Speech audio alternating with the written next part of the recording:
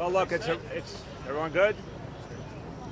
It's a very troubling evening for residents here in Marble Hill. They felt a blast. They felt their buildings shake. Just talked to some of the elected officials here, literally felt it themselves. And what we see here at JFK High is really a shocking scene of the 6th floor having experienced a tremendous explosion.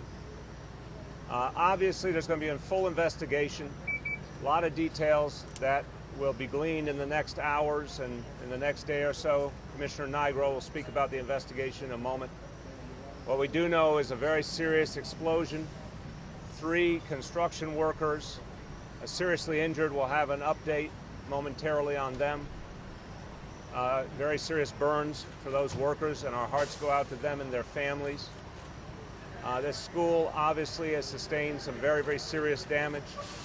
This was part of a project being run by the School Construction Authority through a private contractor. Again, we'll fill in a lot of details as the investigation continues. But for people in this community, obviously this was a real shock.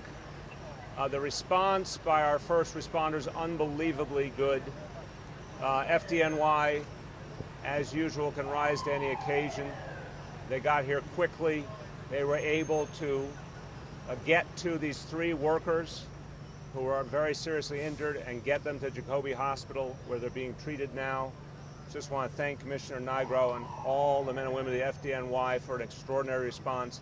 Obviously, NYPD, OEM, key part of the response as well. SCA is here. Buildings Department is here checking the structural integrity of the building. So a lot of work being done right now to decide what we're going to do going further to stabilize the building and make sure that we're ready for what comes going forward. I want to thank the elected officials who are here, Council Member Andy Cohen, Assembly Member Jeff Dinwitz, Assembly Member Guillermo Linares, and Deputy Borough President Bonilla. Thank you to all of you for being here. I want to make sure you hear from Commissioner Dan Nigro of the FDNY. He'll give you an update. We'll take your questions. I want to emphasize at the beginning, there's going to need to be a full investigation before we can give you a lot of the answers that you certainly want and the public wants. But right now we're dealing with the immediate situation and securing the building and the immediate area, continuing the cleanup and beginning the investigatory process. With that, I want to turn it over to FDNY Commissioner Dan Nigro. Thank you, Mayor. Shortly after 8 o'clock, many people in this neighborhood heard this serious explosion, and we responded. Our full collapse assignment came here to this. We found these 3 contractors seriously injured. This building has been seriously damaged, although the structural damage is very limited. So right now we have people from Department of Buildings, engineers, making a further evaluation. Our fire marshals and their counterparts in NYPD are doing an investigation as we speak behind us. And our thoughts and prayers are with the 3 injured contractors. So further details as to what they were doing, obviously something to do with the gas lines in this building. We do know that. What caused the explosion, we do not know that yet, but we will certainly get to the bottom of it. Thank you. Questions? Mayor, what kind of construction project was this? Can you give us any details about this? Yeah, and Lorraine Grillo, the head of the School Construction Authority, is here as well. This was related to the science labs here at JFK High School.